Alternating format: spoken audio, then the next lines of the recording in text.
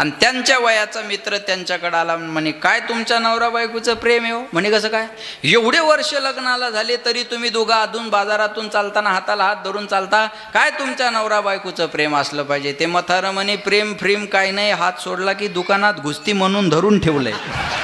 तू समजतो असं काय नाही बघा, जे प्रेम सुरुवातीला आहे ते नंतर राहत नाही. बायकोनं नवऱ्याकडं साडी मागावी हा तिचा मागण्याचा अधिकार आहे, हे मागणं उचित आहे. हे मागणं, बायकोनं नवऱ्याकडं साडी मागणं उचित आहे, पण पेरणीच्या टायमाला एकदानी मागणं नाही का, वल्ल्या फोकाण हाणाय पाहिजे. मग पेरणीच्या टायमाला केलेले दागिने गहाण ठेवावे लागतात, तेव्हा सोनं मागणं अनुचित आहे. काही मागणं उचित असतं, काही मागणं अनुचित असतं. पावसाळ्याचे दिवस होते, आता कोणते पावसाळ्याचे आणि कोणते हिवाळ्याचे काही कळायला मार्ग राहिला नाही, पण म्हणूयात आपण पावसाळ्याचे दिवस होते. पावसाळ्याचे दिवस आणि एक बाई स्टेशनरीच्या दुकानावर गेली आणि त्या दुकानदाराला म्हणे दादा छत्री आहे का? दुकानदार म्हणे आहे ना ताई. म्हणे केवढ्याची आहे? दुकानदार म्हणे 100 रुपयाची. ती बाई म्हणे 100 रुपयाची. दुकानदार म्हणे ताई मी सांगितले आणि तुम्ही दिले असं झालंय का? मी 100 सांगितले, तुम्ही मागू शकता. त्या बाईनं सांगितलं 50 रुपयाला द्या. बाया बार्गेनिंग करायला एक नंबर असतात बरं का. 100ची वस्तू 50त मागण्याचं धाडस ह्या माय मावल्याच करू शकतात. माणसाकडे एवढी डेअरिंग नाही बरं. नवरा सोबत असतो, तो म्हणतो अरे तो 100 म्हणतो, तू 70 तर म्हण. ती म्हणते तुम्ही मुके मरा, तुम्ही अशानंच घर मातीत घातलं, तुम्ही शांत राहा, मी घेऊन दाखवते. आता बघा, ते लांब जाऊन उभं राहतं म्हणतं हे पाय तू सौदा झाला की मला पैसे द्यायला बोलव, मला काय तू ऐका वाटना बाई. ते लांब जाऊन भाव करावं बायानेच. 100ची वस्तू 50त मागण्याचं धाडशा माय मावल्याच करू शकतात. बाबा बरं झालं तारका घ्यायला बाया नाहीत.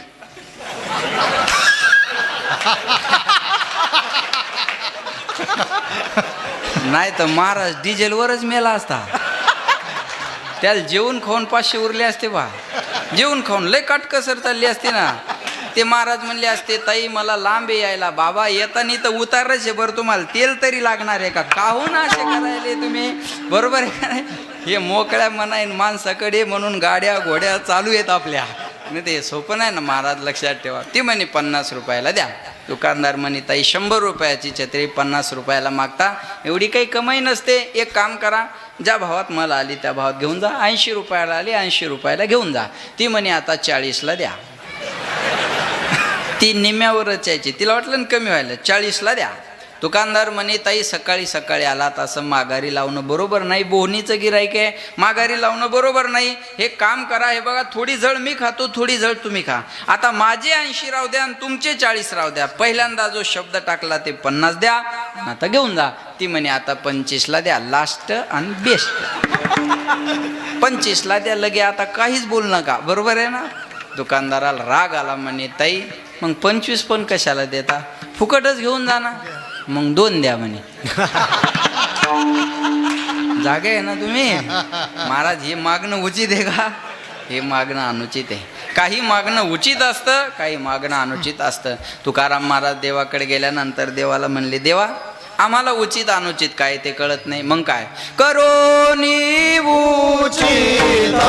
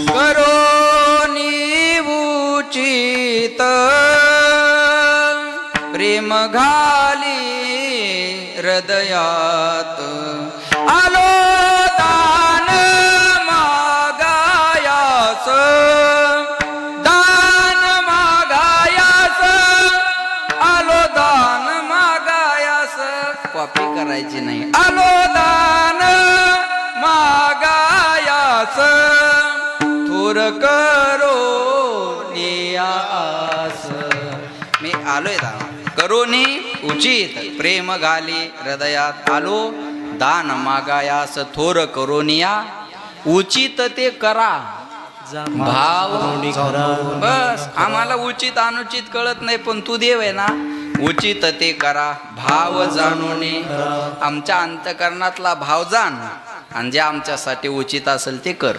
मग आता आमच्या अंतकरणात भाव बी नाही, याच्यापेक्षा सूट पुन्हा. आमच्या अंतकरणात भाव नाही. असो नसो भाव आलो तुझी आठाया, तुझी आठाया. कृपा दृष्टी पाहे, कृपा दृष्टी पाहे मजकड पंढरी राया. आमच्या अंतकरणात भाव बी नाही, पण तुझ्या पंढरपुरात आलोय ना. असो नसो भाव आलो तुझी आठाया, कृपा दृष्टी पाहे मजकड पंढरी राया. तुझे दास्य करू आणि का मागो खावाया. दिग्ग झाले जिने माझे पंढरी. अरे तुझं नाव घेतो नाही आम्हा चिंता वस्त्राया पोटाची. माऊली आमोची पांडुरंग. तुझं नाव घेत असेल तर तुला आमचं करावं लागेल ना सगळं. लक्षात येते का? मग आमच्यासाठी जे उचित आहे ते कर. आता उचित काय आणि अनुचित काय एका वाक्यात सांगतो. देवाकडं जाऊन देव सोडून सर्व काही मागणं म्हणजे अनुचित मागणं, आणि देवाकडं जाऊन देवाला मागणं म्हणजे उचित मागणं. तो मज व्हावा, तो मज व्हावा, वेळोवेळा व्हावा पांडुरंग. मग देवा तुला द्यायचा असेल तर हेच दे तुझा वेस. तुझा वेस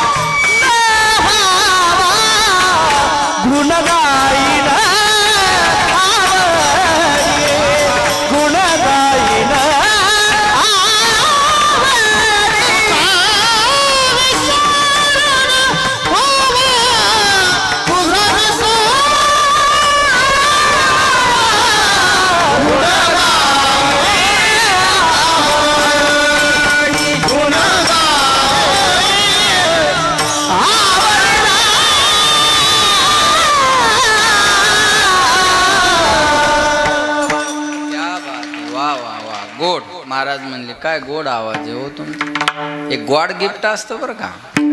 तुम्हाला गळा आहे, काहीला नरडा असतं. बरोबर आहे ना.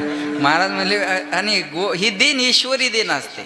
हे बघा काही काही माणसं फार शिकलेले नाही, पण कितीतरी शिकलेले त्यांच्या हाताखाली कामाला असतात. सेन्स एक ही भगवंताकडे देण असते ती. एखाद्या माणसाला देतो देव बरं का. जसं जाग्यावर यमक जुळवणं इथं आज सगळ्यांना नसतं जमत ते. हा लक्षात ठेवा.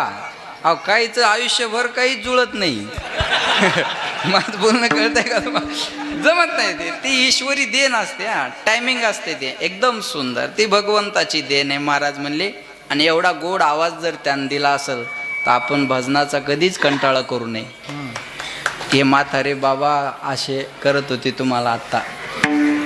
या वयातली माणसं जर तुम्हाला आशीर्वाद देत असतील तर याच्यापेक्षा अजून भगवंताची कोणती कृपा पाहिजे. महाराज हे सगळ्यांना नाही मिळत. वा बस देवाला हेच मागा. हेची दान देगा देवा. देवाला म्हणा हेची दान देगा देवा. तुझा विसर न व्हावा. आपण देवाकडे काय मागू? हेची दान देगा देवा. शेजाऱ्याला रोग व्हावा त्यात त्याचा काटा निघावा आणि त्याचा बंगला माझा व्हावा. प्रभू रामचंद्र भगवान की जय. असंच ना, आपण देवाकडे गेलो हेच मागू, देवा माझं चांगलं नाही झालं तर चाललं, पण शेजाऱ्याचं चांगलं होता कामा नाही. एक वाक्य बोलतो फार महत्वाचं आहे. स्वतःच्या दुःखानं माणसं कमी दुःखी आहेत, दुसऱ्याचं सुख पाहून दुःखी होणारे माणसं जास्त आहेत. फार अवघड आहे महाराज. दुसऱ्याच्या सुखानं, आमच्या गावात एक निवडणुकीला उभं राहिलं, त्याला म्हणलं ए तू काय निवडून येणार आहे होय र? आपल्याला माहिती आहे म्हणे आपण येत नसतो. का आत्मविश्वास आहे त्याला बघ. अरे म्हणलं तुला माहिती आहे तू येत नाही, मग उभा काय राहिला? म्हणे मायामुळे ते पडतंय नाही. मग झाले या दुर्योधनाच्या अवलादी पा. माझं चांगलं नाही झालं पाहिजे आणि शेजाऱ्याचं चांगलं नाही झालं पाहिजे, हे काय फायदा आहे? एक बोलेल मी तुम्हाला, ज्याला दुसऱ्याच्या सुखात दुःख मिळतं ना, परमेश्वर बाबा मला छान वातावरण आहे, मला सुचते, ऐका, ज्याला दुसऱ्याच्या सुखात दुःख मिळते ना, त्याला जीवनात वेगळं दुःख शोधायची गरज नाही. आणि ज्याला दुसऱ्याच्या सुखात सुख मिळते ना, त्याला जीवनात वेगळं सुख शोधायची गरज नाही. महात्मा म्हणजे काय आणि जीव म्हणजे काय? ज्याला दुसऱ्याच्या सुखात आनंद होतो तो महात्मा, आणि ज्याला दुसऱ्याच्या सुखात दुःख वाटतं तो जीव. महाराज म्हणले लक्ष देऊ नाही का, दुसऱ्याच्या सुखात सुख वाटलं पाहिजे. एखाद्यानं चांगला बंगला बांधला, आपल्याला वास्तुशांतीला बोलवलं, आपलं काम काय? छान बांधलं हो तुम्ही घर, आज तुमचं झालं उद्या आमचं होईल, कौतुक करा. पाहिजे माणसाला घर, अन्न वस्त्र निवारा मोबाईल आणि चार्जर, ह्या गोष्टी मूलभूत गरजा आहे, बरोबर आहे ना? महाराज म्हणले ह्या गोष्टी माणसाला पाहिजे ना, आता बरोबर आहे का नाही? घर पाहिजे माणसाला, तुम्ही घर बांधलं चांगलं झालं, कौतुक करा, जेवण करा, निघून जा. कौतुकही करत नाही जेवणही करत नाही, तिथं जाऊन शानपणा करतं. पिऊपीत जमली नाही, फरशीच बरोबर नाही, कलरच काऊन दिला नाही, फर्निचरच काऊन केलं नाही, तुझ्या संडासच्या दरवाजाला बादली लावावं लागते.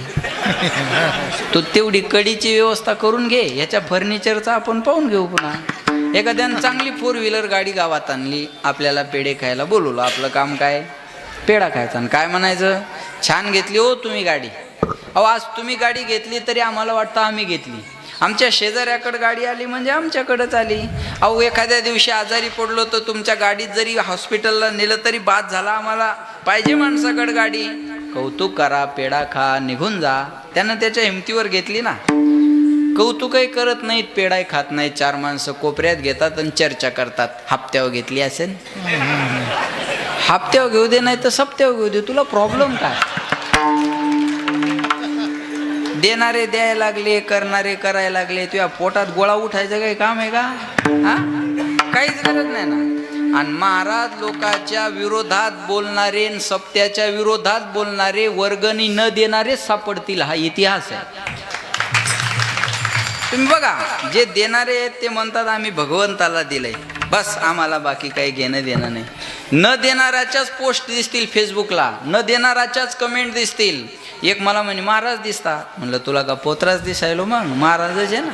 महाराज लोकांना काय करायचे म्हणे? इस्त्रीचे कपडे. म्हणलं आण तुझ्या घरातले गोदडेन बांध माझ्या अंगाला. आता कपडे बी महाराजांना चांगले घालणं ही धारणा आहे लोकांची. आमचा ड्रायव्हर एकदा गाडीत हवा भरत होता, त्या हा भरणार म्हणे कोणाची गाडी आहे? ड्रायव्हर म्हणे महाराजाची आहे.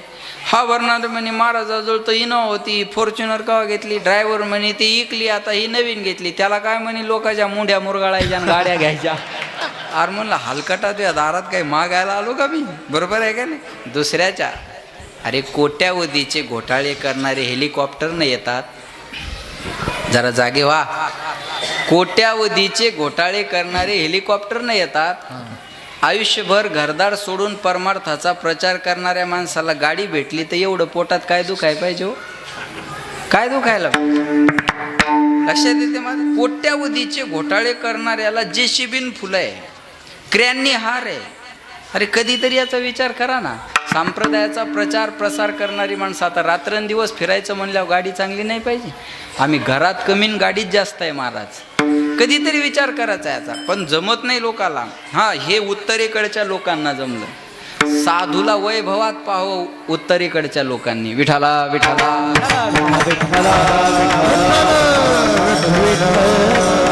दुसऱ्याच्या सुखामध्ये सुखामध्ये ज्याला सुख होतं तो साधू. तुका म्हणे सुखे पराविया सुखे अमृत हे मुखे अमृत हे मुखे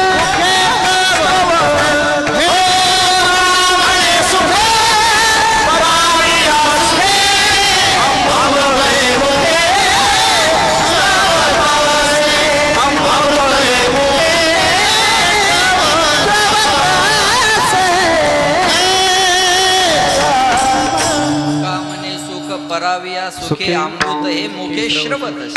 दुसऱ्याच्या सुखात सुख ज्याला वाटतं तो साधू. म्हणून महाराज आम्हाला द्यायचा असेल तर हेच दे, हेची दान देगा देवा. च म्हणलं की पर्याय संपून जातात. च म्हणलं की अन्नाची व्यावृत्ती होत असते अण्णा. च म्हणलं की अन्नाची व्यावृत्ती होत असते अण्णा, बरोबर आहे ना. च म्हणलं की पर्याय राहत नाही. आता मी जर म्हणलं असतं अण्णा मला जरा असं अडचण आहे, मी ह्याला पाठवतो त्याला पाठवतो ना, माझ्यापेक्षा चांगले ना, ऐकून बघा. ते म्हणले असते महाराज तुम्ही आम्हाला काहीच सांगू नका, तुम्ही आलंच पाहिजे. इथं तर तसं कोणी म्हणणारच नाही, पण उदाहरण आहे, तुम्ही आलंच पाहिजे. च म्हणले की पर्याय संपले. च म्हणले की अन्याची व्यावृत्ती होत असते. बोलत चला सुंदर ते ध्यान. बोला उभे विटेवरी करकटेवरी तुळशी हार गळा आवडे निरंतर हे ध्यान. हेच ध्यान. तुझे अनेक ध्यान आहेत ते आमच्या ध्यानात बी नाही आहेत. कळलं माझं बोल. तुझे अनेक ध्यान आहेत, अनेक रूप आहेत, त्याचा आम्हाला घेणं देणं नाही. आवडे निरंतर हेची ध्यान. च म्हणले की अन्याची व्यावृत्ती होत असते. एक आईचे 3 पोरं रडायला लागली. आई बाहेरून आली, मोठ्याला म्हणे काय झालं तुला रडायला? तो म्हणे 10 रुपये पाहिजे. देते 10 रुपये, रड नको.